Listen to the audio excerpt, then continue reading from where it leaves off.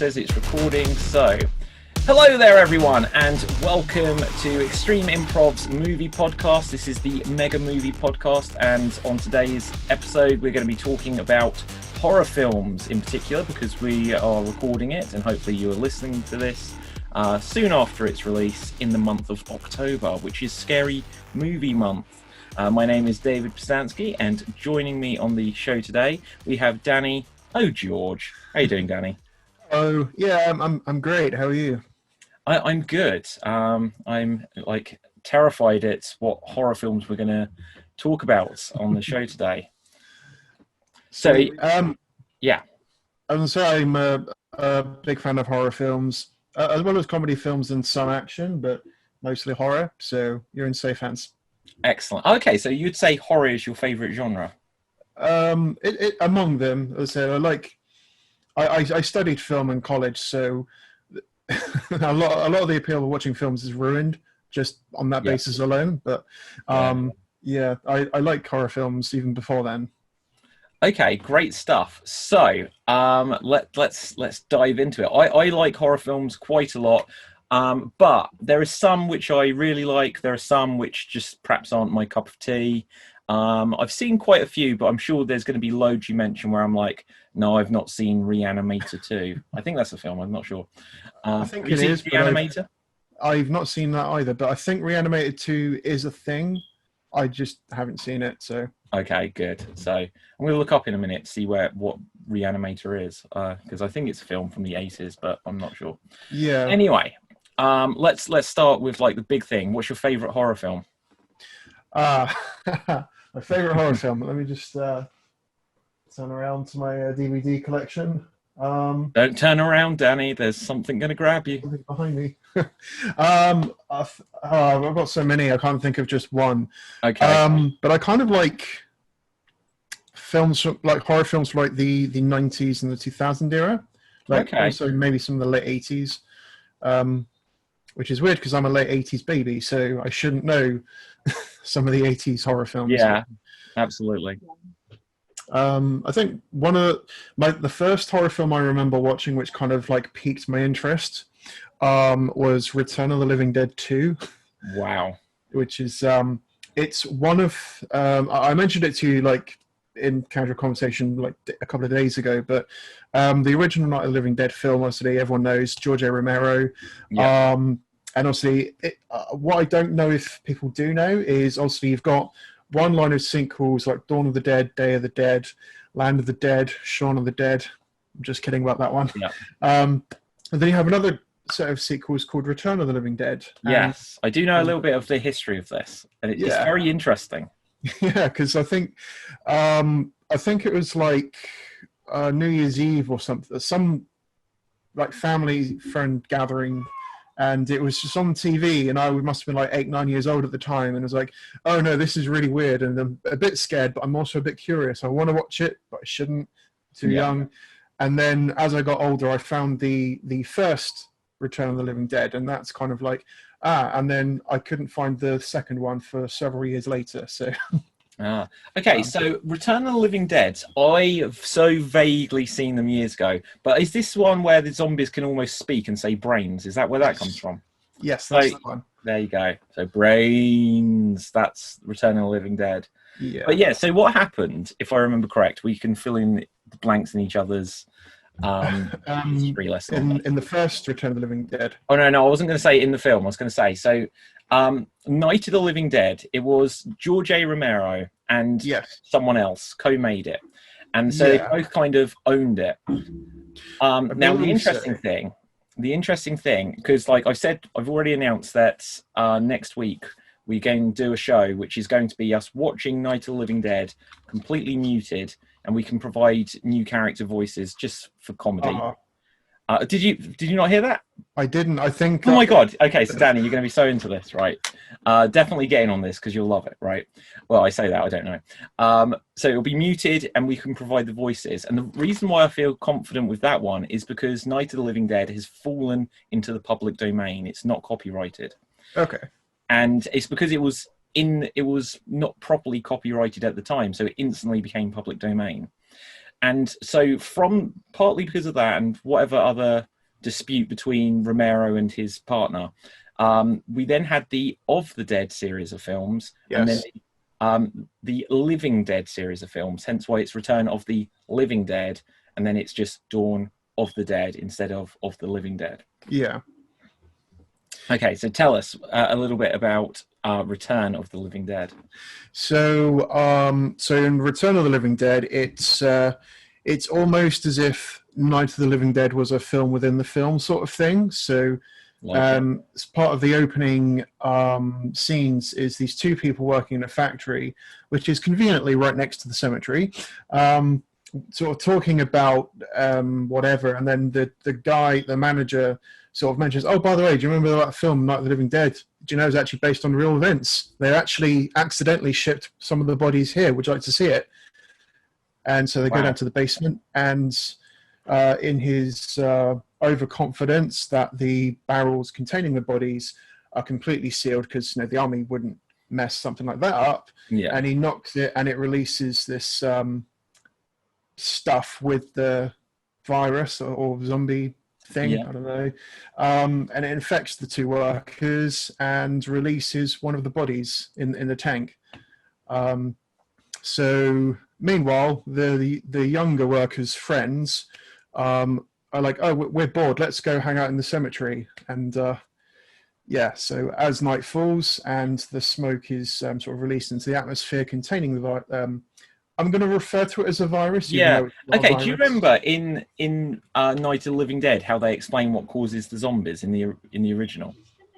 In the original, no. It's been a while since we've seen that, so it's okay. The way they explain it in the original Night of the Living Dead is to say that it was radiation from Venus, which is amazing. And then when they remade it, they ignored that element, and they've never included it in anything since. Sweet. Then I suppose the smoke that's released in Return of the Living Dead would make sense, because if it's radiation and it's released into the atmosphere, that would kind of explain how the dead reanimate, and also how the two workers are sort of immediately infected as well, because then they'd be killed by the radiation and then obviously reanimate. Yeah. So, how many Return of the Living Dead movies are there? 3? There's actually 5. There was obviously the first 2, and then there was a third one a couple of years after that, with none of the original cast returning, I don't think. Yeah. And then many years later, straight to home movie. That's how good they are. 4 and 5. Wow. Yeah, I did see them actually. I kind of watched them on online, and yeah, I kind of liked the 5th one better than the 4th. I'd probably rate the 4th one as the worst one in the series. Sure. But they're not as good as the original 3. So. Wow. Brilliant stuff. So, are you big into zombie movies overall? Do you like the zombie genre? It was the subgenre of horror that got me interested in it. But some of my other favorite films are also like Final Destination, which I suppose is more thriller than horror. But I'd say it's horror. There's like some, I'd say it counts as horror. There's jump scares and gruesome deaths and stuff. Oh, absolutely, yeah. And so the Final Destination films. Now, again, one of the things that's so interesting with horror films is that if they do well, they do end up making like 6 or 8 or 10 of each one. Yeah, I saw what you did there. What did I do there? Wait, I have no idea what I did. It was unintentional. You made a throwaway comment about if a film does well, it does like 6 or 7 sequels. And I saw. Yeah. Saw is another one. Oh my! And there's a new Saw film that was meant to come out like now, and it's obviously pushed back because of the pandemic. But that should be interesting as well. But like with Final Destination, I think there's like 1, 2, 3, and then maybe 4, and then there's one which is like the Final Destination. And yeah, so the 4th one in the series is the Final Destination. Okay, there you go.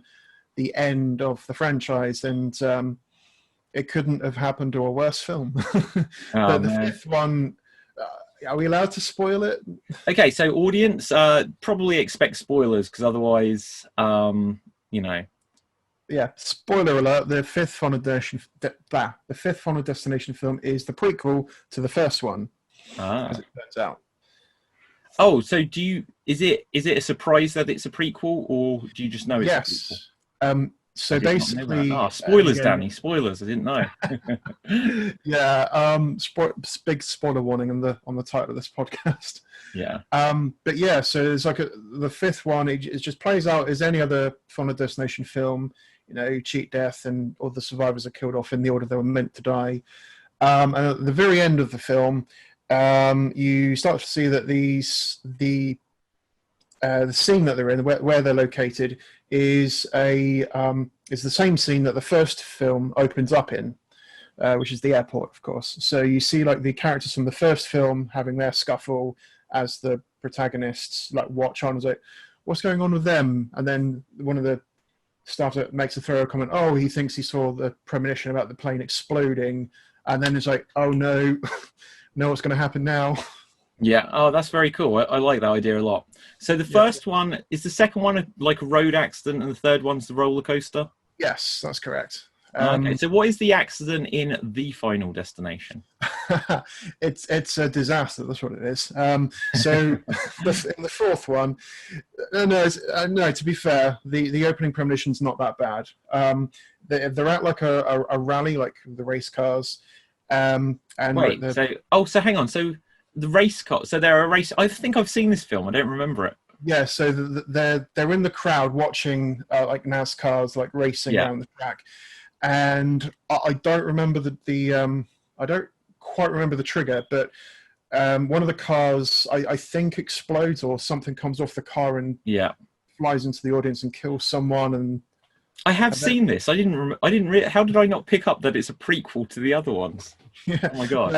The fifth one I suppose is also a road accident, but they're on a bridge, and the bridge like collapses and everyone's got to go off the bus and run off the bridge in time. And one of the things that's interesting with Final Destination is you don't actually see death. It's completely unseen throughout it. But you do get the... Sorry, go ahead. I was just saying, I think that's what works in its favor, especially with the first one. You either didn't have something like that in previous horror films, or it was not a common or well-known thing to take place. So the fact that this franchise sort of blew up when it did and how it did, I think that's what attracted audiences, because like, oh, these people are being killed, but they cheated death. Why now death is after them? And it's, as you say, it's not a physical entity. It's you know, it's like a presence that follows them. Yeah. I'm trying to think. Okay, so there is that one guy who's in at least 2 or 3 of them. He played Candyman, if you know the Candyman films. Tony Todd, yeah. Tony Todd, there you go, yeah. Where he's always like, he seems to know more about it, which is always a typical horror film trope, I suppose. Yep. There is a trope for that. I don't feel comfortable mentioning it on the thing just because I want to be... I'm wondering what you're even referring to. Also, it's a actual, like, if you go onto the TV Tropes website, there is a name for what you would describe, how you're describing Tony. Okay, so without going into it, is it to do with a person's race or something? Yes. Okay, right. Yeah, that kind of sucks. And I think are horror films getting a bit better nowadays where, I don't know. I honestly don't.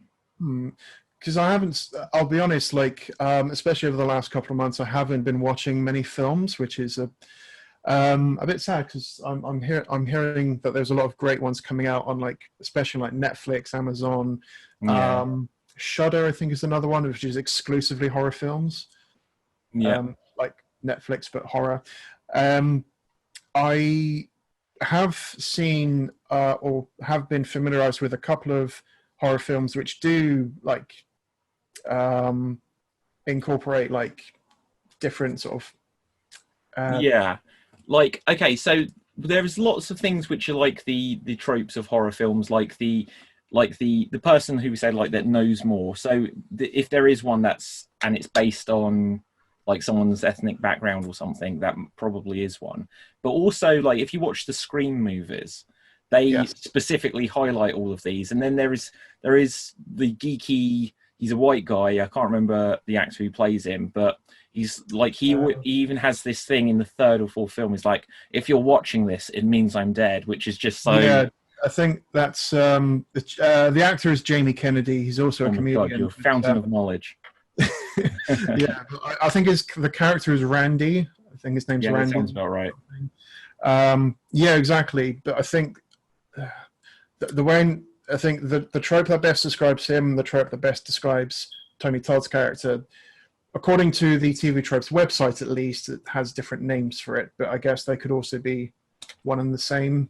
Yeah, but it's this character that seems to educate all of the others that somehow.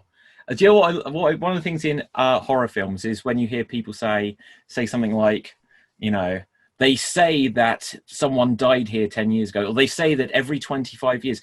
Who is they? Who does they refer to? They say that in the woods that never come back. They? Who is they? You know, put your sources, people. Put your sources. Yeah, there's a what's that? Tail and Tucker. Dale and Tucker versus Evil. I get Never seen it. Pronunciations right.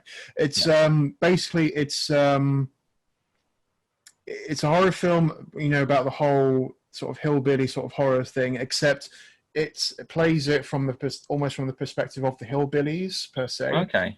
And it shows a whole different light while still also being very entertaining and also has horror elements. And at that exact exposition, like the group of like kids or campfire, so they say like X many years ago this happened, and as it turns out at the end of the film, the reason why the they who says that is actually his parents. But I think it's more they don't often reveal it because it's just purely for exposition for the audience. Yeah. I suppose another one of the big ones is that often with horror films, you'll get the heroic figure that's the lead will be a female who will have to overcome something and become heroic at the end, but will be a scream queen throughout. The final girl, yeah. Yeah, exactly. Exactly, yeah. I think that's... I think it is interesting. It's good to see like that sort of representation as well. I suppose... early, like in the 90s, maybe it was maybe the final girl was more like the timid sort of. I'm gonna use the word weak, and obviously that's probably the wrong word, but well, no, that's just describe obviously how things were back then. Yeah, and then obviously like to see the final girl in more recent horror films, they either start off and then obviously become like emotionally strong, or they're just like already like a survival expert, or they're already quite tough and you know what, there has been interesting progress with this. Coming back to what we were saying about Night of the Living Dead, have you seen both the black and white version and then the remake? Yes, the anniversary version. Like what they did with Barbara's character. So Barbara so we've got to say it, they're coming to get you, Barbara. Famous quote. In the first one, she's like, "Oh Johnny, oh Johnny," but in the sequel, she's like Sarah Connor or Ripley. Yeah, you know, she is like much more well-rounded character. You know, handles the situation. So that was the biggest leap in characterization from the. Absolutely, I think it's interesting to note the contrast because at the beginning of both films, they both, I guess, started off the same. Obviously, like they just witnessed their brother getting horrifically murdered, and the dead are coming back and chasing them. She's trapped in the car, and it's when she gets into the house that's like where the two films sort of differ. Because in the original, and I suppose, to be fair, again for its time, I suppose it had the most realistic. Because like witnessing the things unfolding that Barbara does, and she's got Ben, even though she's got Ben there with her in the house, you know, she sort of has a mental breakdown. You know, she's not catatonic. No, that's approaching it. She's like in shock, shell shock. Yeah. So and then it's not till towards the end of the film that she manages to, regain her senses and actually do something to try and contribute, even though it's a bit too late. Spoilers. Does she get killed by Johnny? Yes. There you go. Yeah. Actually, hold on to that thought. Hold on to that thought. But yeah, it's implied that she doesn't survive, and because she's dragged out into the horde. But in the remake, when Barbara gets to the house, obviously she has like a moment, but then she like regains her senses like almost instantly, and not only that, but then some. She, like as you said, develops like Sarah Connor like instincts. She becomes like quite mentally strong, and she ends up surviving towards the actual end of the film. Whereas, there is a twist ending on it. Yeah, interesting fact, because going back to the original Barbara, there is another sequel, but it's in like comic graphic novel form, and it's implied, and it turns out she actually survived because Johnny, the zombie Johnny, rather than obviously killing her, protects her from the horde, and Barbara is then rescued and taken somewhere, and I don't know if she survives the graphic novel version, but yeah. Okay, I found out. I was going to say, did you know that? Okay, so we were saying about there was coming. We'll fall back on Night of the Living Dead for the meantime. Yeah. Night of the Living Dead. I'll try and look something up if I'm able to. But we said Romero made it, and then another guy made it who made the Return of the Living Dead. Yeah, that's why. No, go on. I was just going to say. That's what I heard, but yeah. Oh no, that's absolutely the case. I'm just bringing it up here. So, the guy who co-wrote it. So let's have a look here. Written, directed, edited by George A. Romero. Co-written by John Russo. So John Russo. This is going to be the person. In the last few years, let's see if I can see it is. Oh, hang on. Night of the Living Dead 30th Anniversary Edition, 1999. That's wait. So wait a second. Hold on. Night of the Living Dead, the 30th Anniversary Edition. I'm sure that's still in black and white, isn't it?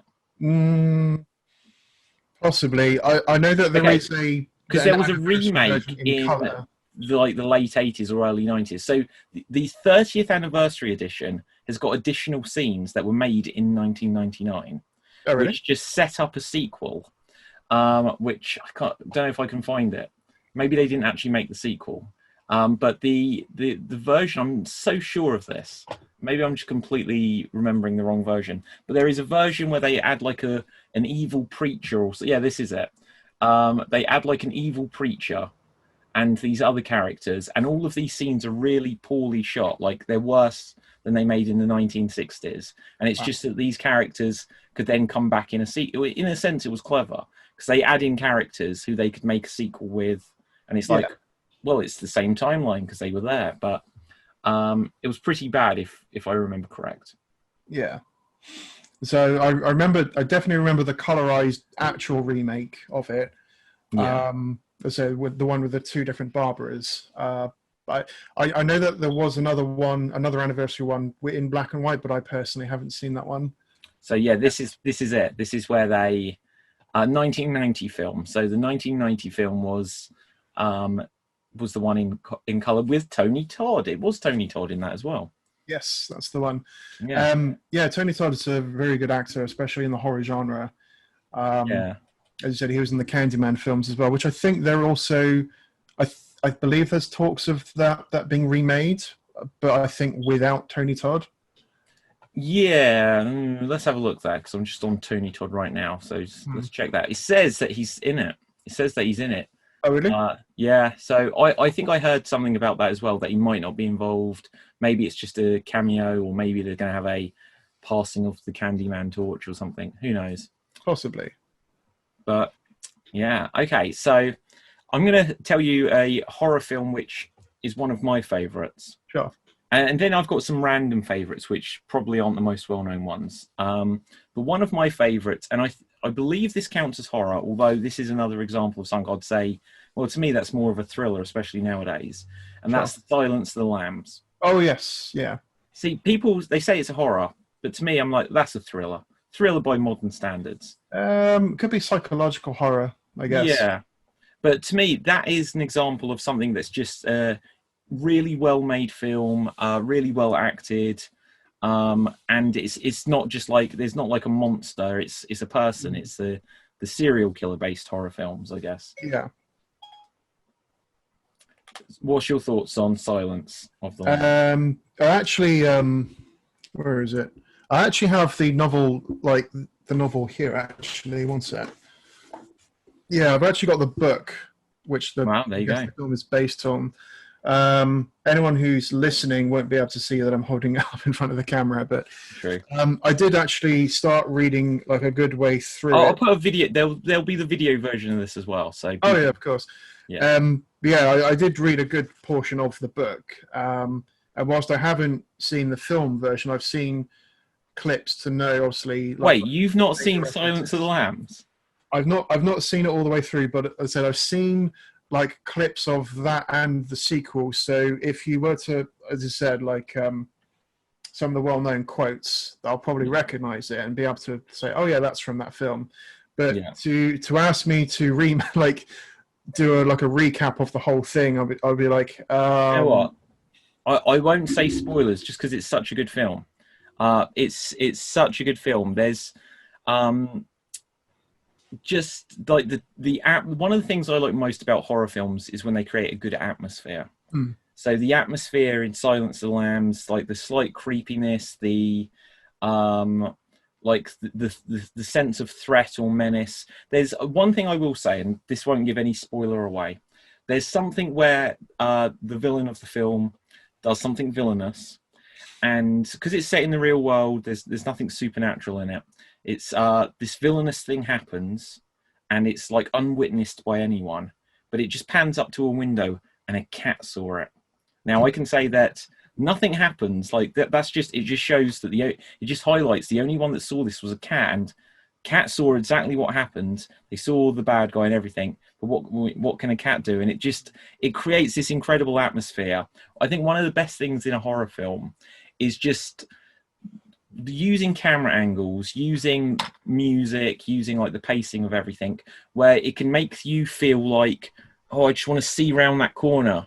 Or so anyone watching the video version of this, you'll see me in my Zoom window framed. And often in a horror film, you'll see like a character, they might have a shotgun or something, but they're walking like this and they'll be framed pretty much as I am. So you can see just a little bit to one side, just a little bit to the other side. You can't see what they're looking at, but then you might just see something in the background, and just playing with this, giving you the sense of, oh, it's right there, or I don't know that something going to jump out or whatever. And Silence of the Lambs does great with creating atmosphere. But I won't say more on it because you need to watch it, Danny. You need to watch. I'm going to make a guess that he murders someone and starts eating them. I won't confirm or deny that. I know about Hannibal.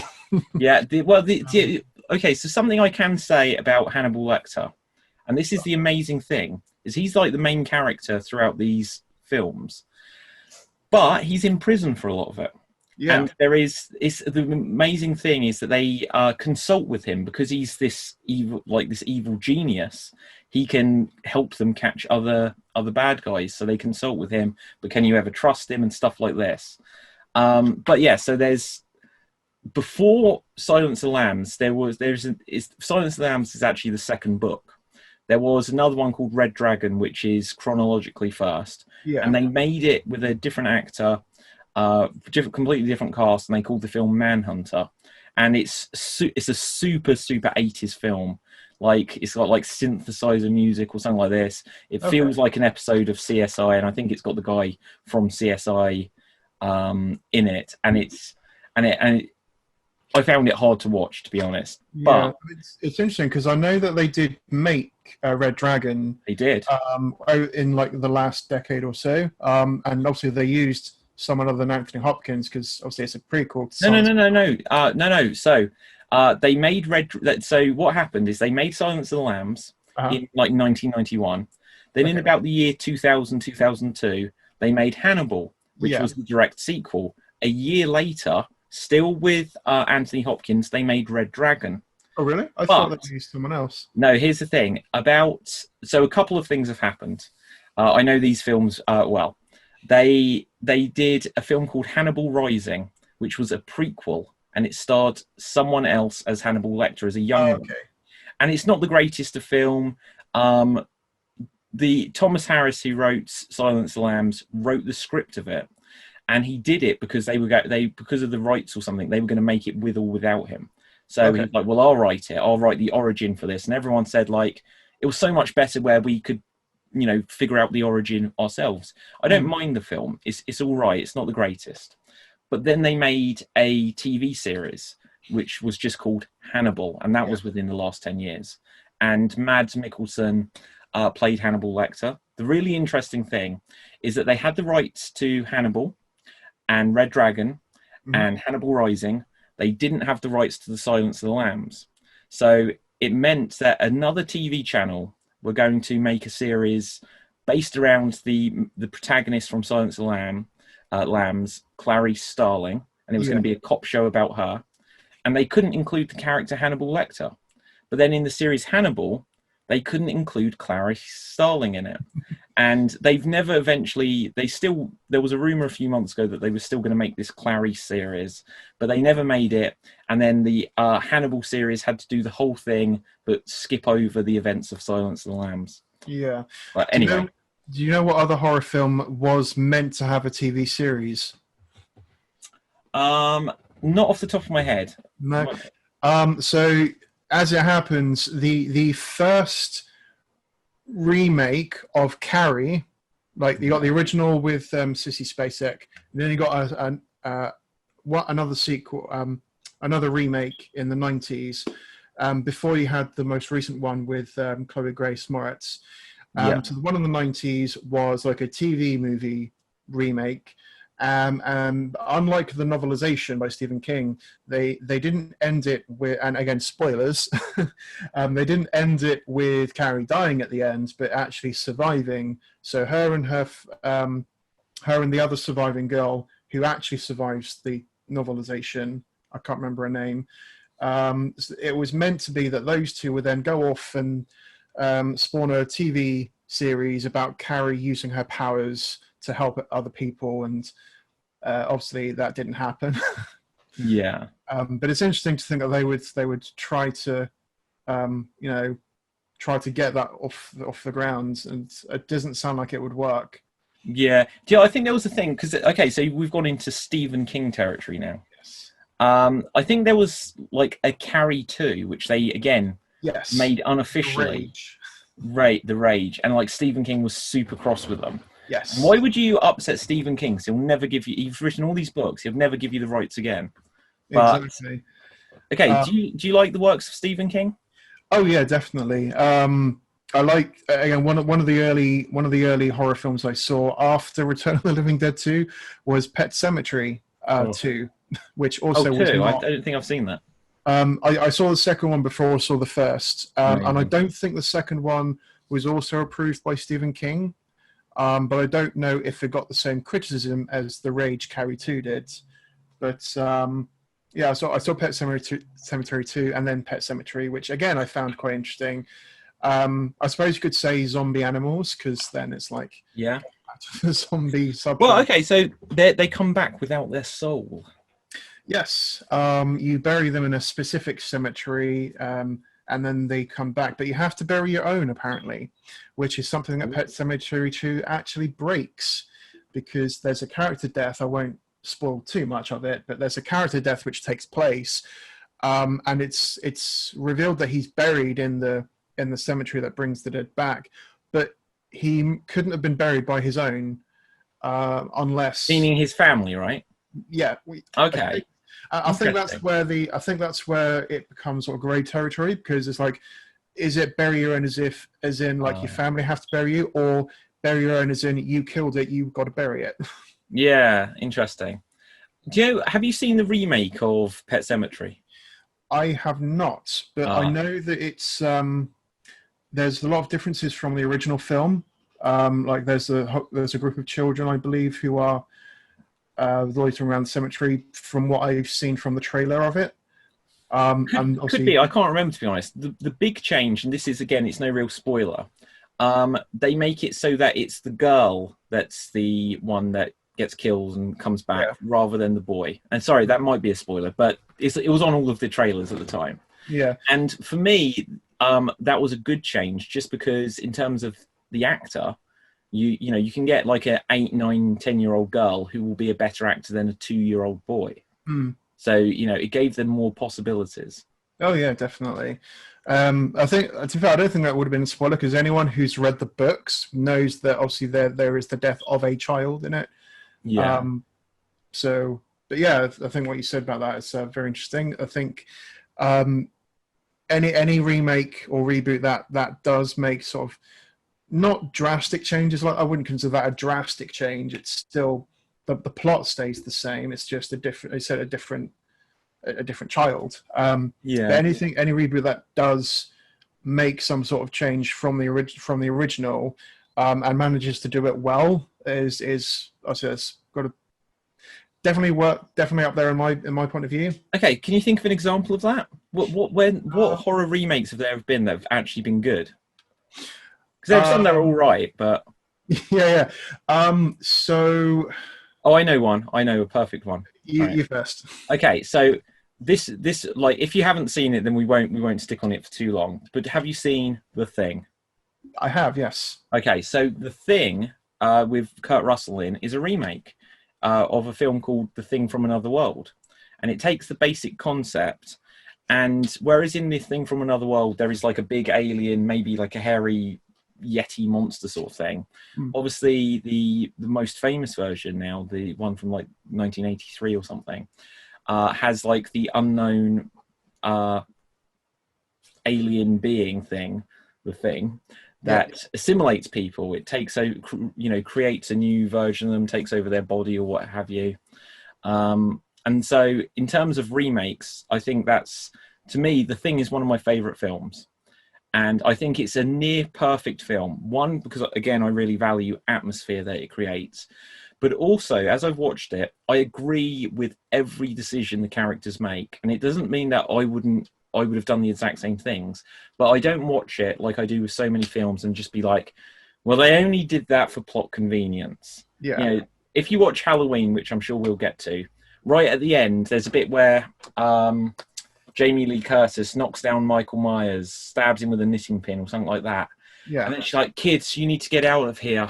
I'm just going to sit here so he can lay down and sit up behind me. It's like, no, you've knocked him down. You run away. You're making bad decisions here. But everything in The Thing, I can believe that someone would do. Yeah. I can't think of a single thing where I think like, no one would do that. That's not realistic. I believe everything that they do. I think there's I'm going to backpedal the whole conversation here by saying this, and I'm probably going to get a bit of hate, but the Dawn of the Dead, like the original, both obviously. Okay. So you like the 2003 odd one? 2004, yeah. It's, okay, there you go. I like the original as well. Don't get me wrong; that was also pretty good. Yeah. I think in terms of remaking it and obviously modernizing it at the same time, I think they managed to do it quite well. It could have been a hell of a lot worse. I've seen other either remakes or homages of these types of films, and it's just bad. Like worse than The Room or Birdemic. I've not seen Birdemic. I love The Room. That's a great film. I know all about it, and I don't want to see it.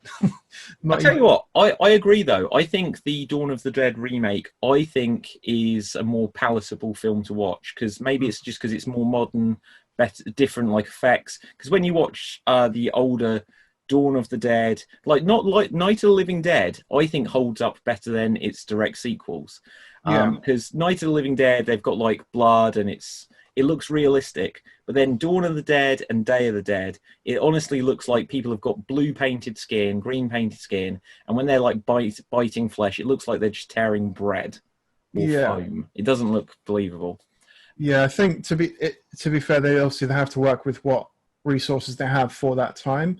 Yeah. But as I said, there's obviously Day of the Dead actually has a remake as well, I think. I've not seen it. Yeah. Yeah, I don't think he did as well. I think it was a lot lower budget. Yeah, but then I've also seen a sequel to Day of the Dead 2. There's a subtitle that I can't remember, but it's not an official Romero film, and it shows. Like, it really shows. It's you know, the plot doesn't really make much sense because it all takes place in a psychiatric ward, and there's like, of all of the characters, there's only 6 sane people who are just there for I'm guessing other reasons, and yeah, it's the characters aren't that believable. The scenario is not that believable because why would this outbreak take place in a psych ward so suddenly because of, I don't know, someone gets infected somehow through some medication. I don't remember, but it's really bad and poorly written. Yeah, do you know, like with the okay, so what are all of the, like, the Romero branch? There was Night, Dawn, Day. Night, Dawn, Day. Land of the Dead. Diary of the Dead, I believe, is one. Yes. Survivor of the Dead. Survival of the Dead, I don't know. Survival of the Dead, let's look this up. I know that there was going to be one called Diamond Dead, which didn't go anywhere past like the concept stage, but it would basically be about a music group who are killed and then they're reanimated and they go on to do a lot better than they did when they were alive. And from what I remember reading about it, it was meant to have well-known music icons such as Ozzy Osbourne, Marilyn Manson, David Bowie, and for some reason Gwen Stefani. Not that I'm dissing her, but considering like David Bowie, Marilyn Manson, Ozzy Osbourne, and then Gwen Stefani. Yeah. I don't know if Rob Zombie was going to be in it, but then that would be a bit iconic if he would, because Zombie. Yeah. No, I get it.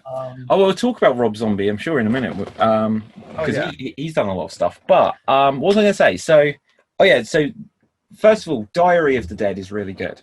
I didn't particularly like Land of the Dead, but Diary of the Dead is really good. But what I was going to say, I think Zack Snyder is making, because he made Dawn of the Dead remake, right? Yes, that's correct. I think he's actually working on a sequel to it, which should be cool. I think I've heard that. They're doing a sequel to the 2004 film. Okay. But maybe I'm making that up. I'm sure of it. I'm sure there is something there. And it might be like a Netflix thing. I don't know. I heard something. But Dawn of the Dead remake, it was in the era, the early to mid-noughties, where we suddenly got the fast zombies. Yes. So Dawn of the Dead wasn't the first, but it was like the first in that series that had the zombies that run at you. The interesting thing, if you remember this, the original graveyard zombie in Night of the Living Dead is the smartest zombie in the whole film. Because the one, I'm coming to get you, he's coming to get you, Barbara, right? That zombie in the original film wrestles with Johnny. Johnny falls down, hits his head, he's dead. Barbara goes to get in the car and it doesn't have the key or whatever. The zombie runs after her and picks up a brick and tries to get in. Every zombie in the rest of the film after that is just the staggering zombie. But that first one, the graveyard zombie, was fast. But then zombies weren't fast again for like another 30 years. Until, now this will be the question of what came out first. Now, you're into video games, aren't you? Yes. Okay, so we should do a podcast about video games, Danny, at some point. Absolutely. But okay, so let's look up. So there's 2 things that came out so close to each other that I want to say where I credit it properly. So 2002, so it's literally within the same year. In 2002, there was the film that came out 28 days later. Yeah, so I knew. And it had zombies that would run. Well, that's the thing.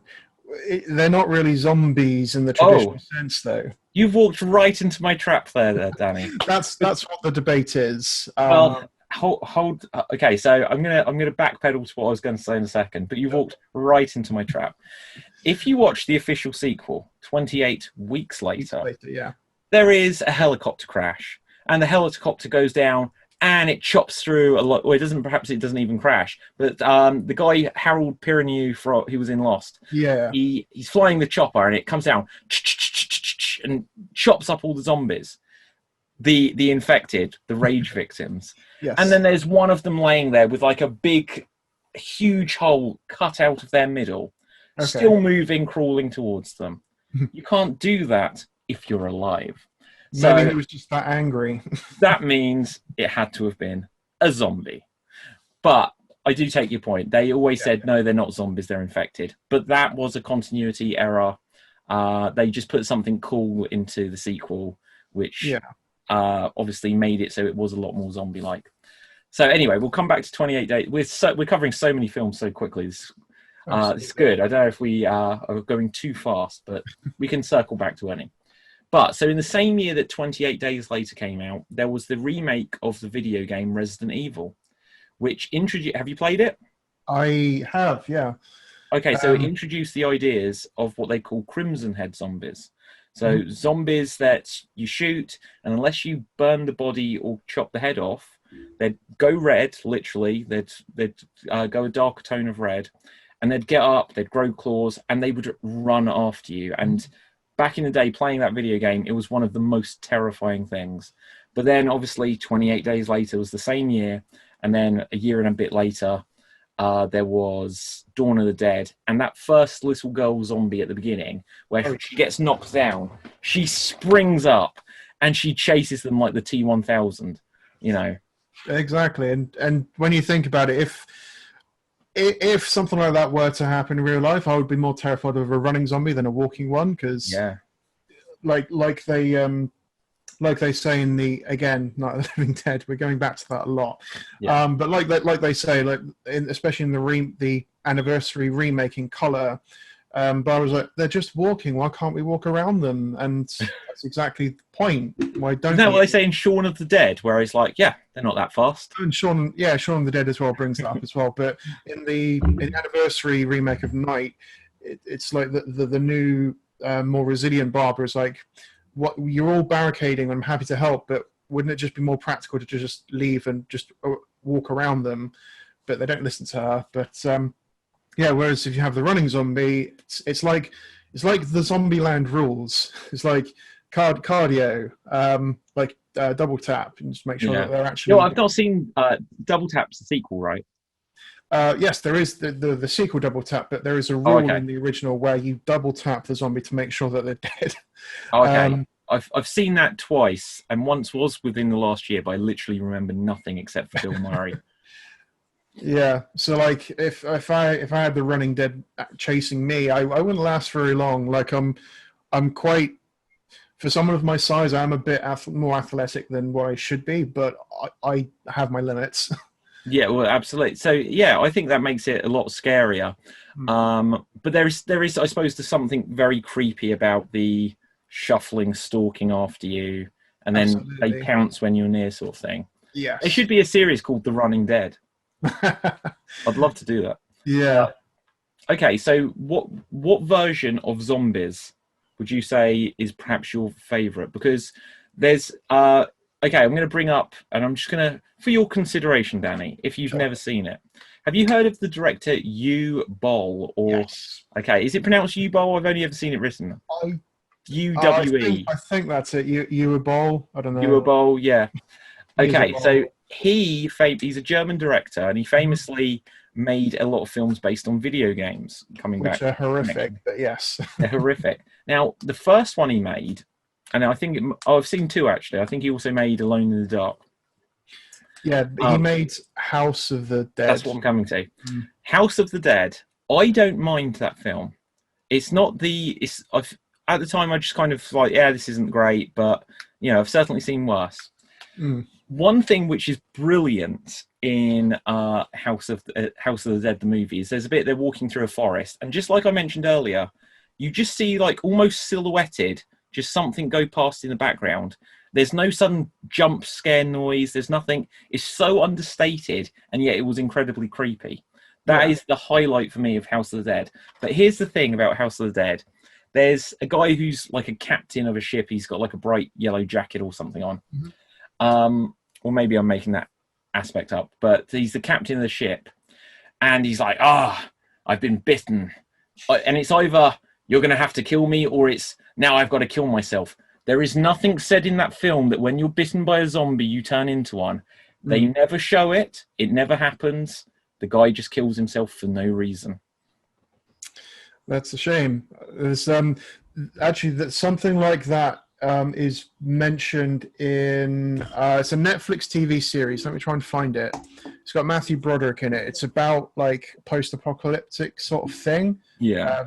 Where like the main character is a teenage boy who him and all of his school peers survive this some sort of catastrophe which kills everyone over a certain age, and it's like children are like the only survivors. And the main character gets his he gets bitten on the arm, I believe, by one of the adult zombies. And so at the end of the episode, he's like, you see him in the bathroom, like debating, like, I've got to cut my arm off, otherwise I'm going to die or I'm going to turn.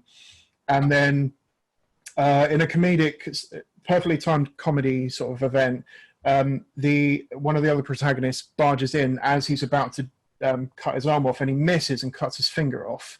Right. I need to find out from the little girl, I've been bitten several times, what are you doing? You don't need to cut your arm off. Exactly. different films, different rules and stuff. Yeah. Because in House of the Dead as well, I think they say that it's some sort of voodoo curse, if it's coming back to me. And literally, there's nothing that suggests getting bitten by a zombie turns you into one.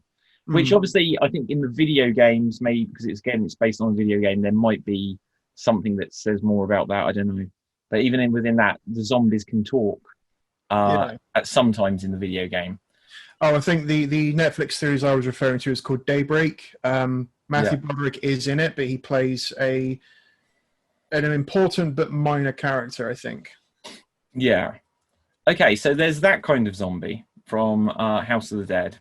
Then you have the Night of the Living Dead infected by Venus, apparently. But I suppose, is it fair to say that any of the Romero films, that the zombies are essentially the same rules? They don't vary them up at all, do they?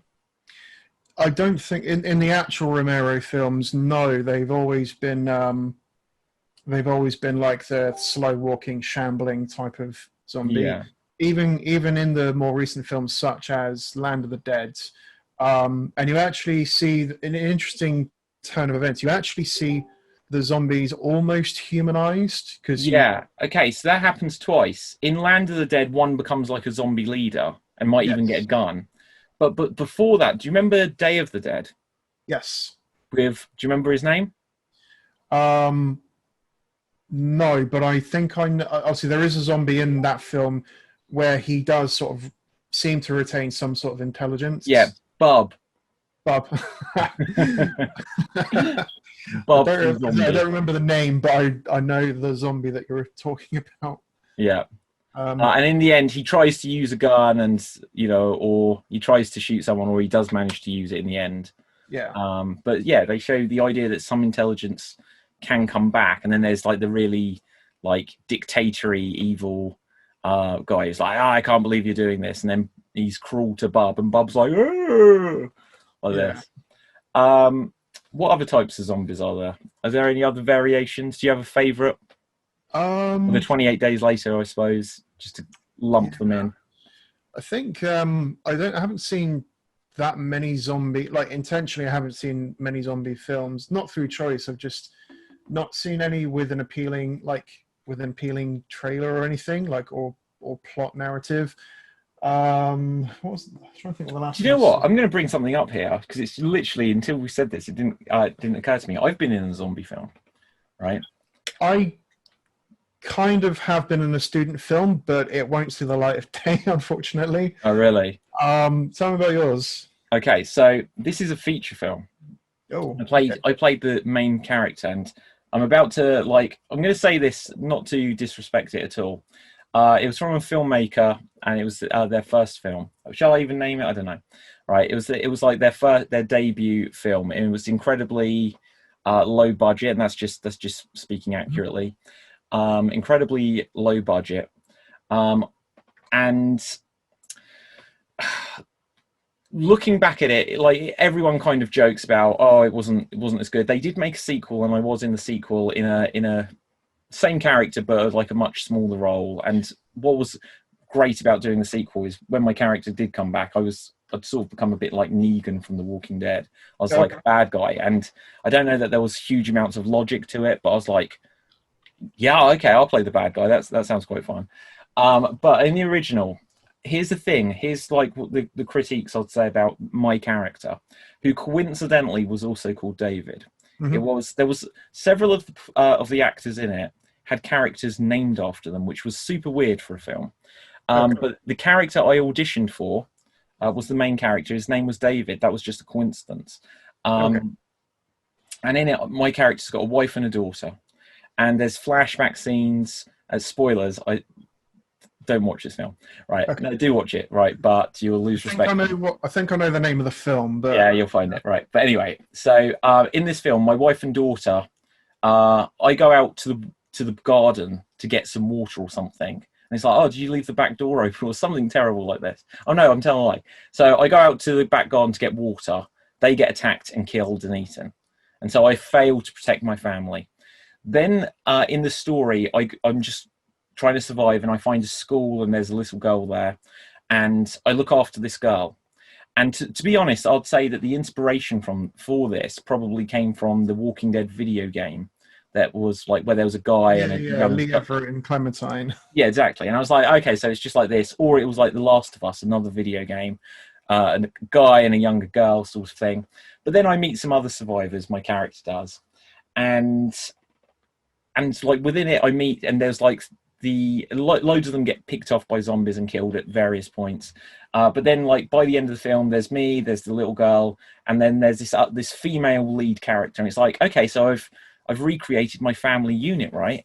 And apparently that wasn't quite the intention. Fun story for you, which I don't know if I've ever said publicly before. I had a clash towards the end of filming. And they had to change the schedule. And because the person who played the female lead couldn't do the other day of filming, they actually killed off her character, which wasn't... I didn't want that to happen, but I was like, so what? My character, he's rebuilding his family unit. At the beginning, you know, he's lost his wife and child. By the end, he's got a new... Even though it's not the same one, he's got a new wife and child, right? It's like, oh, no. And then she just died. And within that film, once again... There was no indication that you see someone get bitten and then they turn. You don't see it happen. So when the female lead gets bitten, she's laying there like this, and then I shoot her in the face, right? And so I let my wife and child get killed.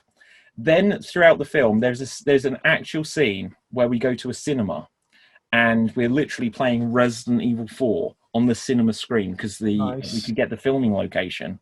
But because our characters it was a different character's idea, but they're like, hey David, we need to go do this thing.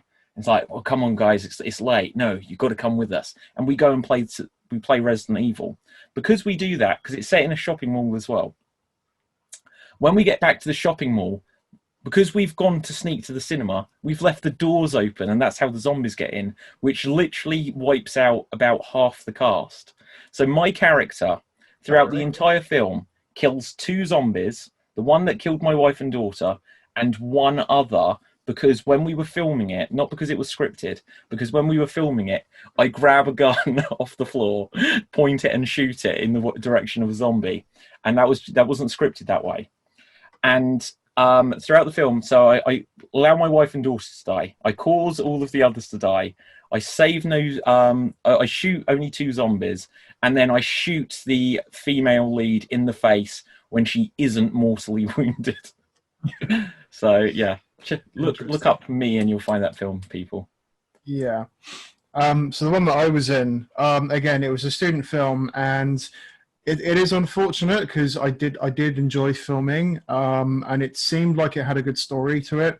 But like the footage, the equipment, everything was stolen like the day after I'd finished filming it. So what? The footage was stolen? Yeah. So like the camera, like all of the filming equipment. The guy that it was a student, he left all of it there on set, and I'll explain why. But when he went then went back the next day to collect it, it had all gone. So someone had obviously broken in and stolen it. And basically, why? So where I live. What can you, hang on, I was going to say, what can you do with that? You can be like, well, I made this film, and everyone will be like, no, you didn't. You can't steal that. Yeah. I've no idea. But as it happens, the filming set is actually not far from where I live currently. Anyone in the Portsmouth area might remember the ABC cinema in Cosham. Obviously, David, that may not mean anything to you, but basically it was a cinema that's been around since World War II era, I believe. The building was that old. It was like a 3-screen cinema. It's like a very sort of nostalgic thing for people these days, I guess. But by the time filming came around, the cinema was closed to the public and it was due for demolition. So somehow the university student managed to get permission to film in the cinema for 2 nights, and I was filming on the second night. I was a zombie. I had like latex makeup on my face, so it looks like I had like a massive wound, like up my side of my face. Like a semi-Joker. Yeah, I guess that would be fair to say. And so I was one of the last people in the building before they demolished it. Wow. And it was a group of survivors, some who were obviously getting married, some who were sort of quite typical arrogant type personality characters, and one obviously main hero, I guess. And I think it's him who, from what was meant to happen, ends up being the sole survivor, but trapped on the roof of the building. And obviously there's shots of me and the other zombies sort of running after them throughout the cinema, which is pretty interesting. But yeah, it's a shame because I would have loved to have seen that. Well, someone somewhere someone stole that. You know who you are. Release it. We believe it was stolen. That's what the guy said. Oh, so he didn't put a memory card in the camera, basically. Oh yeah, it was a memory card. Oh no! Imagine the horror. Like, good job, guys. Wrap party. See you soon. And then it's like, that in itself should be its own horror film. Yeah. Psychological horror. Okay. Speaking of cinema. Okay, right. So actually, hang on. I'm skipping ahead here. Have you seen the movie The Ring? Yes. Do you like it? Wait, the original Japanese or the American remake? Any version. I've seen the American remake. Okay, I've seen the American remake. I don't particularly remember it, and I know that within the last 5 years they may have done another one. I'm going to pitch to you because I've had this idea for literally 20 years, or whenever the original came out. Okay. What a sequel to The Ring should be, and like I don't know who I could pitch this film to, so we may as well just say it on this podcast. So there's this videotape. If you watch it, you will die within 7 days or whatever, right? Imagine if there was like a maniac that got this tape and you see everyone at the cinema, they're in the popcorn, there's a whole crowd of people, play it across the projector. Everyone's like, what is this? Is this a trailer? What is this? 7 days. And then it's coming after everyone. Wouldn't that be cool? Oh, that is definitely an interesting one. I thought you were going to say something clever like it's actually a DVD or a Blu-ray.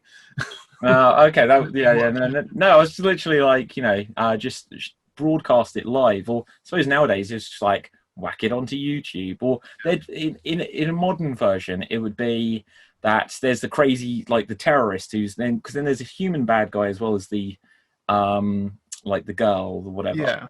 Yeah. It would be like they'd make up like some fake version of Netflix, like Net Movie or something like this, and it's like someone's uploaded like a new film onto Net Movie, and like people's like, oh, what's streaming tonight? And then it's like this film on Netflix beamed to everyone. That being said, the film Scary Movie 3, and obviously one of the main thing it parodies is The Ring. Yeah. There's actually a scene. Obviously, the main character Cindy, her day job is a news reporter or news anchor or something. Yeah. And somewhere towards the end of the film, her colleague who's still hosting the news is like, "Oh, there's an evil videotape that's going around killing everyone if you watch it." Yeah. And we've got it streaming every sort of so many minutes. Here's the thing. And she's again. like, oh, I remember that. Yeah. Scary Movie 3. I haven't seen the ones that came after it. I may have seen 4. I think there were 5, right? We might have spoken about this the other. The 5th one is... Okay, I've not seen it.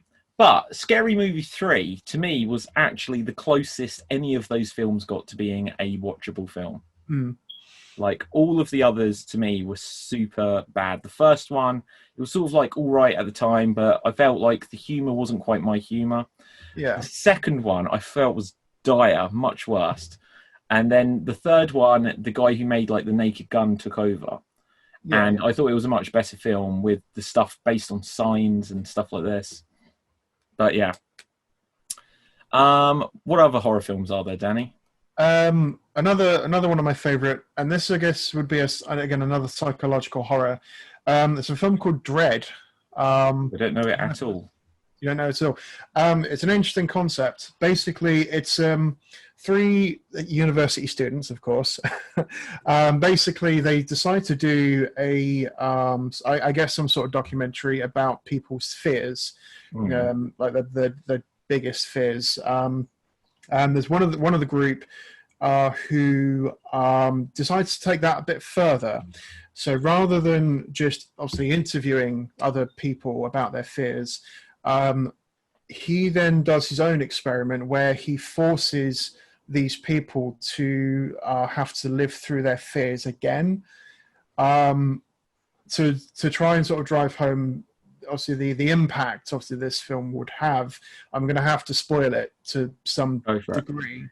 So one of the main characters, one of the 3 making the documentary, she is afraid of meat. Like, obviously she's a vegetarian, but it's because it's something to do with her father working in a meat factory and him also being abusive, I'm not sure. But she won't touch meat. She's afraid to, like, eat it, basically. So she's eventually kidnapped and locked in a room with a pork chop. And also in this room is a bucket and there's a fly. So there's a fly just flying around the room. Doesn't sound intimidating because obviously she's got the choice to not eat it, but she doesn't get out of the room. The only way that she'll be let out is if she eats the pork chop. Wow. But because there's the fly in the room, obviously the fly is going to obviously start eating away and laying eggs on the pork chop. And over time, over a long period of time, you see the meat has gotten rotten and it's got maggots coming out of it. And you see her her state of mind deteriorate until she's at that point where she just like eats it. And you think then that she's actually then been released, but actually no, she's been still locked up. But the end of the film implies that she's got a much worse fate than just having to eat a single pork chop. Yeah. Okay, it sounds cool. It sounds a little bit like Saw with like the challenges and stuff. Something like that, except there's no character development in the sense that the guy who's kidnapping and forcing these people to live through their fears, he's not doing it so that they become stronger. He's doing it out of pure sadism, basically. Yeah. The ending is very... it's a bit of a twist ending, actually, because you think the good guy's going to win, and obviously actually the bad guy gets the upper hand unexpectedly because of one of his other victims sort of messing everything up. I won't say anything more than that because I think it's a film that I think people should watch. Okay, so was this Dread? Dread. Not to be confused with Judge Dredd starring Carl Urban. No. Isn't that just called Dread? Yeah, Dread, Dread. Okay. Wow, okay. I suppose from that, since we just mentioned it, Saw. What do you think of the Saw films? I thought when the first couple came out, I thought they're quite interesting. But then as time got on, and the more sequels they made, I kind of lost interest. I'm not saying that the later ones are bad, because they all have their own sort of unique thing about them, which makes them good in their own right. But just the number of sequels it spawned, I just generally lost interest. Yeah. I don't think I've seen. I think I've seen the most recent one where it's like 5 people are. So have you seen Jigsaw? That's the most recent one. That's the one I'm referring to, yeah, where they're in like a barn, I guess. Yeah, that rings a bell. I've seen it once at the cinema, but Do you know what? Saw is one of these strange series of films where I've seen most of them at the cinema. The first one, to me, mostly is a bit like... Have you ever seen the film Bone Collector? I've Washington. heard of it. I know I've heard... Is that... That's not the one with Queen Latifah, is it? Oh, it might be. She might be in it. It's the main characters are Denzel Washington, and he's playing a guy who's quadriplegic. Okay. And then there's Angelina Jolie. I've got a feeling Queen Latifah may be in it. She might be in it as like his care assistant or something like this. I think so. I know. And then Angelina Jolie is a cop, and he's providing all of the insight and stuff. And there's a serial killer in it. It's a serial killer one. But anyway, the point I was going to make, I won't give anything more away about it because it's a very good film. When Saw came out, I was like, oh, this is very much like Bone Collector. And it was like a thriller to me with a few gross, gory bits in it. Okay. But then from the second one onwards, they were like, we need to have traps. We need to show someone's skull being crushed, and we need to show someone landing in a bed of needles and stuff like this. And, yeah, and they were pretty graphic. And then the big thing with each one was, what's the twist at the end going to be? And some of them were hit and miss. I think the third one is the worst. Well, actually, no, I tell you, the third one was terrible. The fourth one was, okay, that's better. The fifth one was like, okay, it's getting better. The sixth one was like, okay, they're not anywhere near as good as the original, but, you know, they've got their way back. And then they made Saw 3D, which was like everything was just... I've lost my pencil now. So I just threw something at the camera just to demonstrate, and it went so quick you didn't see the slow motion, like whatever. And then it bounced off my forehead. That's how. Oh, there you go. It was so much of that, and I won't say what the big twist in it is, except for on paper, it would have been a good twist until you actually think about it for about 3 seconds, and then it was like, well, it was a good twist, but it makes no sense whatsoever. Yeah, I think, is that the one where it starts off with the guy claiming to be a survivor of a saw trap when actually he wasn't? Is that the one? It might be, but I think actually that might be a different one. Because I think if it's the one I think you're talking about, the twist is bringing it back to the original film, isn't it? Yes. Oh, look at us not giving spoilers here. Right, but yes, it does. Okay, so maybe it is that one. Yeah, you're quite possibly right. I just couldn't remember that bit of it. But yeah, it does do that. But then they made Saw 8, which was just called Jigsaw. Yeah. And now they're making another one, I think with Chris Rock in it, which just sounds amazing. Genuinely. Okay. Interesting. Yeah. Okay, I suppose, like, I don't know how much longer you want to keep talking about horror films. We could, like, do this in a second part. Like, there's still a lot of October left. But I suppose, like, to me, we haven't hit... Well, actually, we could go into, like, Universal monsters and old, like, stuff like that. But for me, we haven't covered Halloween films, horror films, unless we actually talk about Halloween, Friday the 13th, and some of the stuff like that. Oh, yeah. So... go for it. I was to say, I haven't seen the original Halloween film except for the opening sequence where you see, like, through the mask, you see Michael Myers obviously killing. So what Halloween films have you seen? I've seen the remake of the first and the second one by Rob Zombie, but I suppose depending on your perspective of the Halloween franchise as a whole, you could either see them as remakes or you could see them as completely different extension of the franchise. There's a whole thing there which I'll try and find and show it to you after, but it's about all of the Halloween films and, like, okay, here's the original. If you like this, you can see the second one. If you don't like this, you can see the third one. If you like it and want this to happen, you can see this one, etc. Wow, that sounds a cool idea. I'll try and find it and share it with you later, but to try and find it now would probably take up a lot of time. Sure. Anyway, so I've seen the Rob Zombie films. I've seen Halloween H2O, which I think is the one you were talking about earlier. I don't think I was actually, but Jamie Lee Curtis and her sending the kids that. Oh no. Okay, so I'll reference what that was about, but no, I wasn't referencing that. Okay. So Halloween H2O, which is the one with Josh Hartnett in it, playing Jamie Lee Curtis's son. I've seen the one with Busta Rhymes. Resurrection. Yeah. Yeah, Halloween Resurrection, and I think that they're the only ones I've seen. Okay, so Danny, right. Here is my recommendation. You need to watch the 1978, I believe it is, Halloween, the original one, with Jamie Lee Curtis in it. Yeah. And she's like a teenager. And this is what I was referring to earlier, is, again, a little bit like The Thing.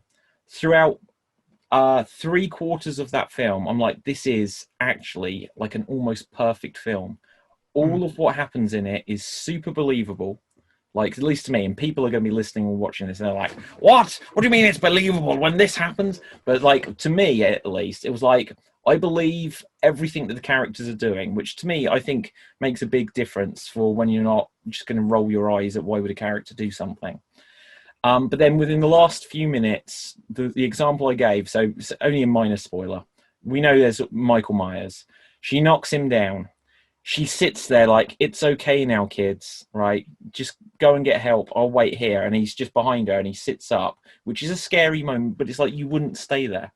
Yeah. And like there's like 15, 20 minutes at the end where it's just one thing after another, where it's like you wouldn't do that. You wouldn't do that. For the first hour and a half, you would have done everything, but now you wouldn't do that. But the original film, to me, is still one of the scariest films out there. It's very, very creepy, just because it introduced with the white mask, but this slowly stalking you, not like a zombie and they're slow.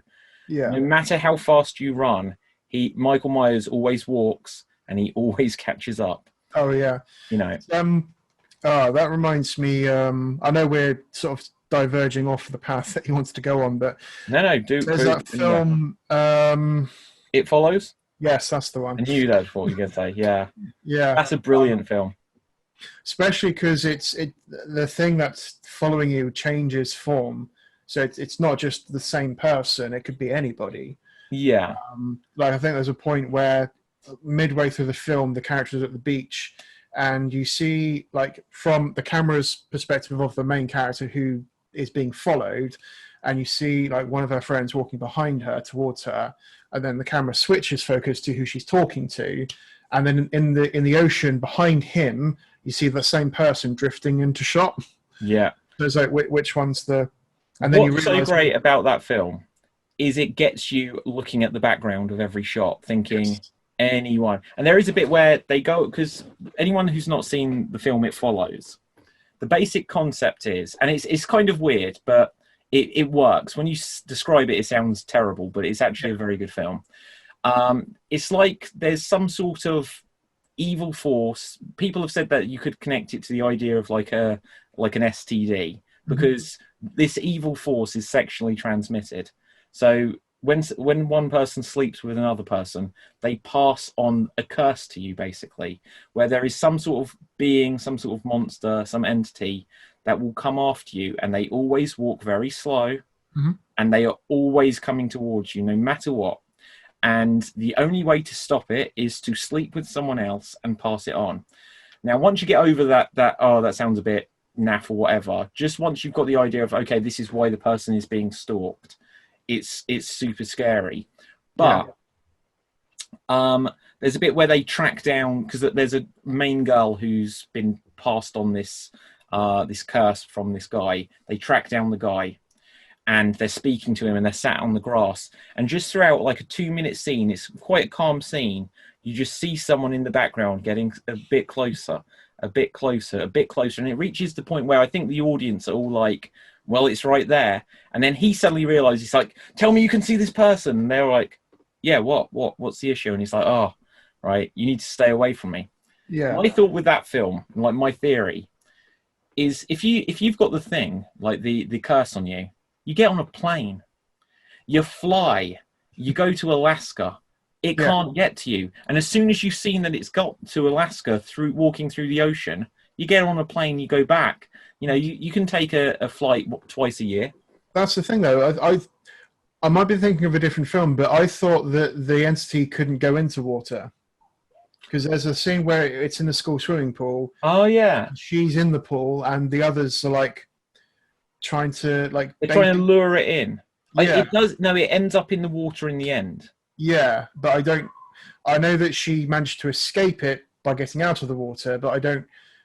I don't. Well, I think what they were going for is that they were going to get it in the water and then electrocute it, but it had some sort. At this point, it suddenly changed its mode of attack a little bit, and it started like throwing the things or whatever. Yeah, that's a great film. Great film.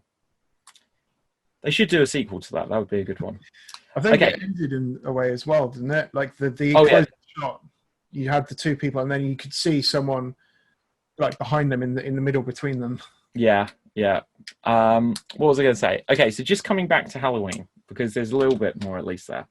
So if you haven't seen all of the Halloween films, you've kind of seen. You need to watch the original one. If you only watched one Halloween film, I'd say watch the original. Without it being too spoilerific, if you've seen the Rob Zombie remake, you've kind of seen the original because it's kind of just like the original but expanded. Yeah. But it's a very close remake in lots of ways. But they just add in more about when he was like a child, sort of thing. Michael Myers, that is. But the best one is definitely the original. Halloween 2 it's all right. It's kind of it's nowhere near as good. But if you were just going to go see the sequel to the original Halloween, you'd say, okay, well, I like the first one. This was enjoyable enough if you like the first one. But then they made Halloween 3, which has got it's got a completely different story. It's set in a different universe. It's about some like you wear a Halloween mask, and it kills you or it sticks to your face and turns you evil, something like this. And everyone was like, what the hell why is this called Halloween 3? There's none of the same characters. Yeah. So then they did Return of Michael Myers, and then they did like another one, and then eventually they did. And the interesting thing with the Halloween films is that I don't know this thing that you're specifically referring to, but I know exactly what it's about, where they could tell you, watch this one, don't watch this one. Because you could watch Halloween, followed by Halloween 2. Halloween 3 is it's not a reboot, but it's a completely separate story. So it's its own continuity. So then you could watch Halloween 1, Halloween 2, Halloween 4, then Halloween 5, then Halloween probably 6. And then they made Halloween H2O, which suddenly said, we're going to ignore everything after Halloween 2. So then it went Halloween 1, Halloween 2, Halloween H2O, Halloween Resurrection. Yeah. Then Rob Zombie remade Halloween. He then made Halloween 2, which was very different from the original Halloween 2. It was just a completely different branch of the timeline. Yeah.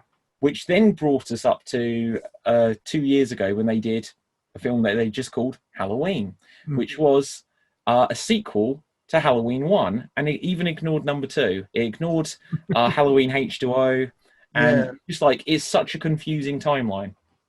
Yeah, because I remember like Jamie Lee Curtis didn't want to do the Halloween films after H2O, so her final appearance technically was Halloween Resurrection, where she is finally killed off. Yeah. And then obviously the Rob Zombie films came out, and then this one is like, oh, so she wants to do it again, because remember she showed interest in reprising her role. Yeah. Which was a bit interesting, I thought, because to go from I don't want to do this anymore to actually I want to do it again. So like, cool. It's all about the money. Plus, it's actually a good film. So I think because if she read it and she was like, "Oh, it's a good pitch, it's a good script," yeah, which I'd say it is for the most part.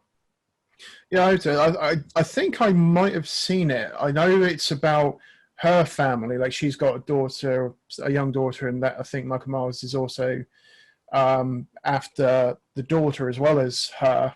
If I'm remembering it correctly, I'm not sure.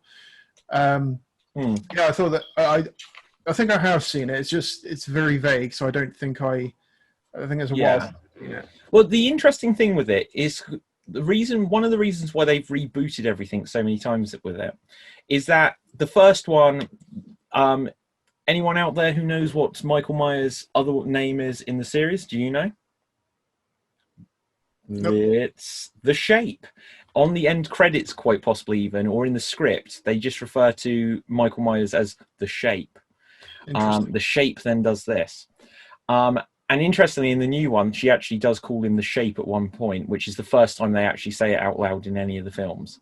Okay. But the original one, he was just like, he was Michael Myers, he was a child, he killed his sister, he's put in a mental asylum, he escapes 20 years later or whatever it is, and he goes on a rampage around where he used to live. In Halloween 2, no big spoiler because it's spoken about enough, they say, well, the reason why he was going back and after Jamie Lee Curtis is that was his younger sister that, she didn't know, but he obviously knew. He killed one sister, now he's coming after his other sister. And he was like, oh, this big revelation. So Michael Myers is after his sister. Makes sense for like motivation for why any of this is happening. Then Halloween 4, Jamie Lee Curtis didn't come back. So they introduced another character who might have been the daughter of Jamie Lee Curtis or something like this. And so now Michael Myers is after her. But they also said Michael Myers, even though he died in spoilers, they get the bad guy at the end of every film, basically, but then they come back. But even though they kill him at the end of number 2, it's like, well, he's resurrected. And it's because there's like a mystic, like a cult. There's like cult leaders and there's stuff with black magic and like gypsy curses or all this kind of weird stuff that they put into the films back then, which audiences didn't particularly like. And they were like, oh, this is really confusing. So then Halloween H2O happened, and they're like, we're going to ignore all of the cult stuff, all of like the Irish curses or whatever it was. And we're just going to say that Halloween 1 and 2 happened, and it's that he's after his sister 20 years later, and now she's got a son, and he's going to try and kill his sister and her child. And it simplified it again. But then 2 years ago when they did the Halloween sequel to number 1, but so whatever, the most recent one, they were like, actually, we're going to ignore Halloween 2 and we're going to acknowledge that he isn't actually her sister. And now he's just after her because it's like revenge or coincidence or whatever. So she's obsessed. Like, to be honest, if Jamie Lee Curtis just didn't stick around, he'd have probably killed some other people and there would have been no connection between them. But yeah, I think that's so going back to the chart I was trying to think of, I think that's exactly it. So it's like you've got the original Halloween film, and it's like one branch is where if you enjoyed it and like this sort of thing, follow this line. If you enjoyed it but want enjoy this type of thing, follow H2O storyline. If you like this sort of thing, follow this storyline. If you don't like it, watch number 3. If you like it but want more backstory, watch the Rob Zombie films. And it's an interesting little flow chart that I found. And again, I'll try and share it with you after this podcast. Yeah, sure. That being said, though, there's a lot of reboots and remakes, obviously being released since 2010, I believe. I think. Like what? Like Friday the 13th? Yeah, not just even that, but obviously like Scream 4. I suppose Scream 4. That's a sequel. Yeah, it is a sequel, but I suppose it's not knocking it in the sense that it should have been made, but because I think it is for the sort of era that we live in, I think it's a perfect time for it to come back. But but it could have not taken place, and the first trilogy, the trilogy would have just been enjoyable for what it was for its time. But then there's like obviously remakes, sequels, reboots of all of the classic horror from the 80s and 90s, and there's a lot of that going on. It's like, okay, so is this where we are with the horror format that we can't come up with completely original ideas? Because if you follow, I suppose this is the case for any film genre, really, but if you follow like the origins of horror genre in film, you've got like an era where the horror was, like depending on the era, the focus of the horror changes. So you've got an era where you don't know what the horror is, so therefore you have things like The Thing, because you don't know what The Thing is. All you know is it came from outer space. Then you have like the horror comes from like the things that you do know, such as again like Family. Also, you have films like The Children of the Corn, I guess, or Pet Cemetery, or and then you have I suppose the more recent original horror films for this sort of day and age are more focused on like technology. So like you have again The Ring, I guess, would be an early example. Yeah. Okay, but what's that one where it's like Friend Zone or not that? What's it called? Like So the horror film takes place over Skype, pretty much. Unfriended, I think is what you're referring to. So there's that, which interesting. Obviously, I can't criticize it too much because there's nothing else for it to lean on from before. Whereas like a lot of zombie films, a lot of psychological films always had something before it to lean on and adapt on. Whereas obviously Unfriended, for example, obviously there's not very many horror films like that. And there was another one about a girl and a group of friends who there's a very reserved person at their school, and she ends up killing herself, and that triggers in turn a horror entity which stalks them on social media like Facebook or some website like Facebook, and they've got to do something before this happens, but one of the characters ruins it, of course, and now the final girl becomes the girl from the beginning at a different school. So it's like repeating the cycle. I'm trying to remember the name of the film, but it's got one of the guys from the Chronicles of Narnia films, the one who plays the older brother. Yeah, I can't remember. Yeah, but it's interesting, like horror films sort of using social media as the basis of the horror. Yeah. Okay. So I suppose there's been other things. Like I suppose like this isn't quite the same, but something else which plays with that like technology idea. It's not a horror film per se, but did you ever see Phone Booth? Yes. That was a good film. That was 100% like a thriller. But the idea that someone's like Colin Farrell. Colin Farrell, yeah, that's right. Like that easily could have been a horror film, but it's just the way it was designed was different. But okay, so let's find out who was this guy in the movies. Main cast children, so I can't find it. So which film are you looking for? You said he was like the older boy in Oh yeah. Okay, so let's have a look. This might be him. I don't know. I can't tell from the friend request. I think his name is William Moseley. Yeah, is it Friend Request? Yes, that's the one. Yeah. Yeah, there you go. Request. I'm not sure if I ever saw that or not. Oh my god! Did you ever see like the poster of it? Just brought back to me. Did you ever see any of the Evil Dead films? I haven't seen the first one, but I have seen the second and the third one. Have you ever seen Evil Dead, like the remake they did like 8 years ago? Oh my god! So I know it's a thing, but I personally haven't seen it. Okay, for me, like I can't quite recommend it, but if it's set out because obviously the original Evil Dead films, especially the second and third one, were quite comedic. But Evil Dead, if its goal was to set out to be a scary film, it achieves it. Absolutely. It's a super scary film, disturbing film. Visually, like everything about it is like it's kind of unsettling and scary and everything. Is it an enjoyable film? Not necessarily, but it's scary. It's definitely scary. Oh, yeah. Okay, what would you say is the scariest film ever? The scariest film. Well, the scariest film that I've seen personally. I don't actually know, because obviously where I enjoy the horror genre, and obviously being a film studies alumni,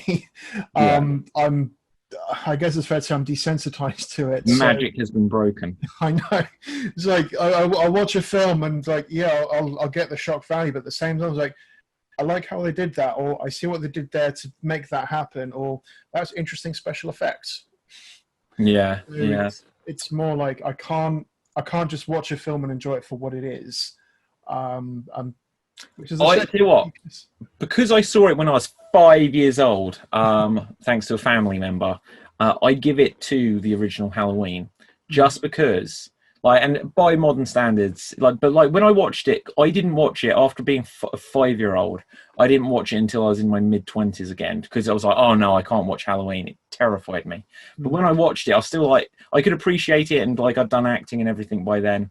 So again, the magic is somewhat broken. But I was like, this is, until like you get to the last 15 minutes, like I keep saying, but the whole way through, it's like, this is a really effectively scary film. Yeah. You know? But to answer the question, but not use a film as the answer, the scariest video game that I've played is well, I personally didn't play it, and I'll. Should I say why? Because we're talking about film, and I'm just about to talk about video game. Well, you know what, like, Danny, do you actually want to do a video game podcast? Like, we could do it in the next few days or next week or whatever. Yeah, I'll say that it's the original Resident Evil film now, just because obviously I started going into the answer, but I won't say why. We'll save that for a video game podcast. Okay, so hang on. You said film then. Do you mean Resident Evil game is the scariest thing? The scariest game that I've played is Resident Evil, the original one from the PS1. PS1 game. But because we're meant to be talking about film, I won't say why. Yes. Oh, Sega. Yeah, it's on the Sega Saturn. Look at this. So anyone who's just listening to this, I'm holding up a copy of Resident Evil for the Sega Saturn. So I thought it was just PS1. No, they released this Sega Saturn version. So nice. We can discuss that at a later date. Anyway, actually, what I'll say this. I'm literally because I always like, obviously this is on the Extreme Improv. Like, I don't know, I've got it behind me if you're watching, but like. This is like a movie podcast. I always like the Extreme Improv stuff to be able to feature things which is about pop culture and stuff as well. So be it video games, be it movies like we're discussing today and stuff like that. But like one of the things I'm actually working on is a video series about the horror style of video game like Resident Evil is. So I'm sure we'll be able to discuss stuff about that. But since you have mentioned it, the Resident Evil movies, have you seen them? I have. Thoughts? I liked the first two. I kind of like. I know I've seen all of them apart from the sixth one, the one which has Leon and Ada, whichever one that is. I've seen all of them, but after the third one, I can't remember which is which. Yeah, I know. Obviously, the first three I liked because. Whilst it wasn't unheard of for video games to get a film adaptation, it didn't actually use the source material. It just went off on its own thing, but referenced obviously things like Umbrella, the T-Virus, the Mansion. So I thought that was interesting. And then obviously from the second one onwards, they started incorporating more and more into the actual video game lore. So I think the second one introduced Jill Valentine, for example, and the Nemesis, and what is meant to be a clear representation of Sherry from Resident Evil 2, but I think they call it Angela or something. Yeah. Yes, the Nemesis. But for the first one, it seemed like it was completely like original. Yeah, so what was interesting is the guy who made the Resident Evil movies, Paul W.S. Anderson or whatever his name is. And his wife Mila Jovovich was the main character. Yes, right. But like, here's the thing: he made Mortal Kombat the movie before this, and when he made Resident Evil, he said like, you know, he wanted it to be a prequel, is the way he said it. But he said that he also wanted it to be so that you've kind of got the character Alice, who is Jill, and then you've got whatever his name is, that's kind of like the Chris character. And they start in a big mansion with an underground laboratory. So it's got all of these elements. But he says, but just when you go into the cinema, you won't know which character's going to live. You won't know which character's going to die.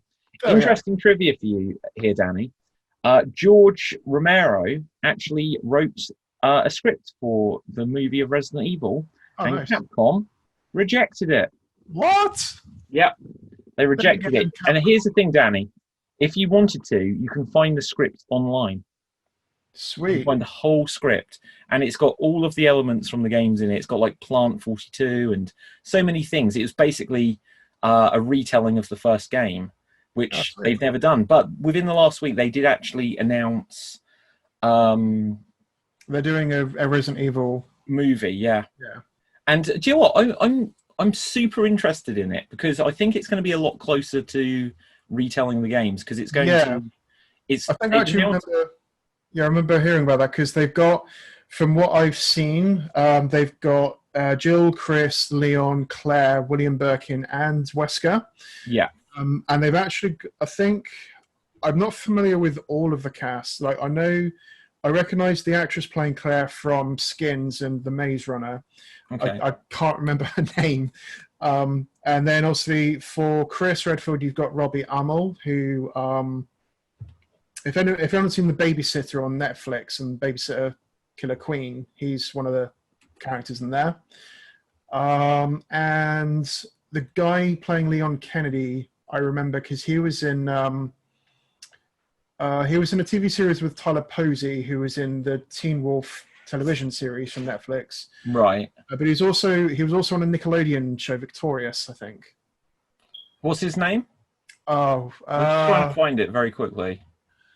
So we've got in it Kyla Scodelario. I think that's the one. Bobby Amell, you mentioned Chris. Hannah John Kamen. Now she was in like a British series called The Stranger. She's a really good actress. Oh really? Sorry?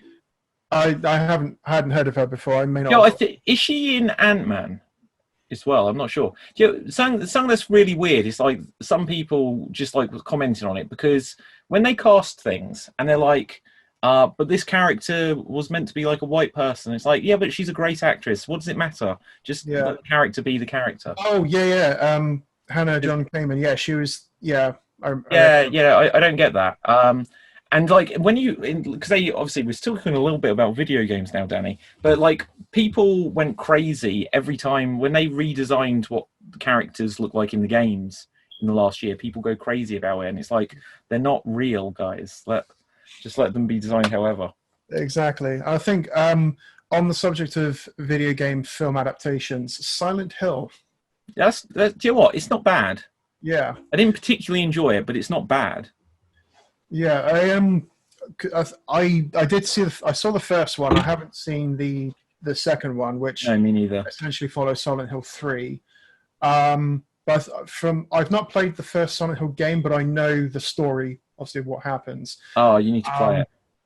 Yeah. So when I watched the film, I thought that's interesting that this is happening to this character this early on, and they're focusing on this character rather than this one, and why is this character in here if they're in the second one, not the first one, like the Pyramid Head? Yeah, well, they kind of like, when they come to these things, I think they sort of like do in fact, to give the example, when they remade, have you seen any of the Friday the 13th movies? Yes. I've seen the remake of the first one, but I think I've also seen a couple of the original ones as well. So here's the thing, without it being super spoilerific, but one thing that seems to surprise people is that in the original Friday the 13th, Jason isn't the bad guy, it's his mum. And he only literally shows up at the end, and then they make him the villain in number 2, and he's just got a little bit like in Resident Evil games, he's got a sack on his head. And then it's only in the third film where he gets the hockey mask. But, so then it's like the hockey mask became iconic, but that was literally until film 3 before that happened. But when they remade it, it was like, we've got to have Jason, we've got to put him in a hockey mask straight away. So I think when they like Silent Hill, Resident Evil, like the first Resident Evil movie, it's like, we've got to put the liquor in it, even though it came from Resident Evil 2. And like Pyramid Head was this thing in Silent Hill 2. Yeah. And it's like, we've got to put it in there. And I think one of the things, if I remember the trivia correct, they did reshoots to put Sean Bean in Silent Hill, the movie, because originally I think almost, if not every character was female, which was like, you know, nowadays they'd be like, oh, this is a big deal. But literally at the time, they were like, we need to film we bring in Sean Bean, and like we need to add this male character, and it's super disconnected, so it doesn't really fit that when he's in it. But anyway, yeah. I think actually going back to the Friday the 13th franchise, the worst one I've seen in that franchise was Jason X. Have you seen that one? Is that where he's on a spaceship? Yes. I've seen it. I can't remember a thing about it. It's got one of the most brutal kills in it, don't get me wrong. But I think it's like, you're really stretching it thin if you're putting an iconic horror villain in outer space. Yeah. It's like, but yeah, the iconic death in question, there's one character who, after Jason is regenerated, rather than reanimated, he's regenerated. So when he's fully regenerated, this character is alone in the lab with him, and he sits up and he sort of grabs her and he dunks her head in liquid nitrogen. Oh my god! Oh my god! Oh, it doesn't end there though, because after her face is like frozen solid, it like smacks it on the table and it just. Wow, like the T-1000, but with the person. Yeah. Do you know what? Probably the most violent. I can't remember the name of it at all, and I can't remember the actor in it. It was something set in a prison, or someone escapes from a prison. And oh, hang on, who was in it? It was like, I'm going to remember this film. What's his name? Vince Vaughn. It's a Vince Vaughn film. Which now the interesting thing with Vince Vaughn is most people think of him to do with comedy. Yeah. Interesting thing though is he played Norman Bates in the shot-for-shot remake of Psycho, and that was one of his early films. But then what would have it been? Brawl in Cell Block 99? I think that's it. Yeah. So again, this isn't a horror film, but towards the end, he goes on like a killing rampage, killing off bad guys. Okay. But he gets a guy and he sticks his face like down a drain and just sort of like stomps it until his face comes. It was like one of the most graphic, brutal, and I honestly don't really enjoy gory stuff. But in this film, which it seemed suddenly like super graphic compared to everything else in it.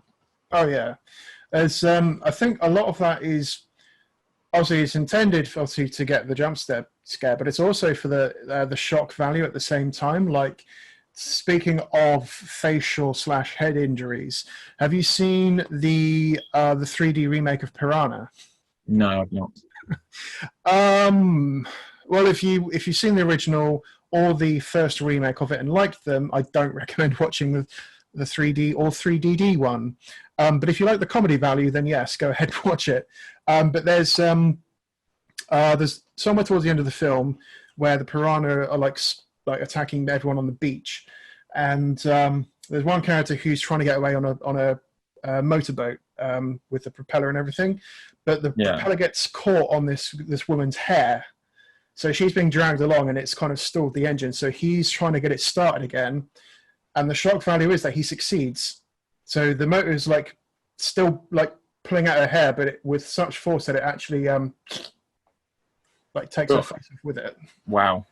And from what I've seen from user reviews, there's one that really stands out because they say that, me and my parents were watching it and we found it really funny up until this scene, and it was kind of like, oh, wow. Yes, I can relate to that, because shock value, you don't see something that graphic like without some sort of censor or discretion. It's just off with the skin. Wow, I wish they'd suddenly do that in an episode of EastEnders or something. Just like, well, that's how this character died, guys. You know, some characters just like fall downstairs, some get their face ripped off. Wow, awesome. Danny, I think we should wrap things up here just so we can leave some meat on the bone and do a part 2. But I think like the next thing we should do is the video game one. Definitely. Awesome stuff. So let's wrap things up. This is the Mega Movie Podcast from Extreme Improv. You can check out all of the other podcasts. I'm sure like the other one, like the Games Monster podcast, where we can do a video game chat, but we've got the Super Kick Mania one, and then a bunch of ones about improv or featuring improv, plus the Extreme Improv Extreme shows, which you can just find on the Extreme Improv YouTube channel and stuff. But Danny, where can everyone find you? So I'm not going to bring up the graphic because my webcam's a bit blurry, but I am part of the Portsmouth Improv Experience. We can find on Facebook as Portsmouth Improv. If it's got a slice of pie as the icon, that's us, because who doesn't like pie? But yeah, I'm usually on the Extreme Improv shows as well, but I don't actually have any public social media, so my bad. Okay. So for me, my name is David Pustansky. You can find me on Facebook, Instagram, and Twitter at David Pustansky, spelled Pustansky. So with that, thank you so much. Everyone out there, enjoy some spooky horror films. We'll cover some more. Everyone's going to be like, but you forgot The Purge. But we'll cover that another time. And with that, I'm going to press stop. We're done.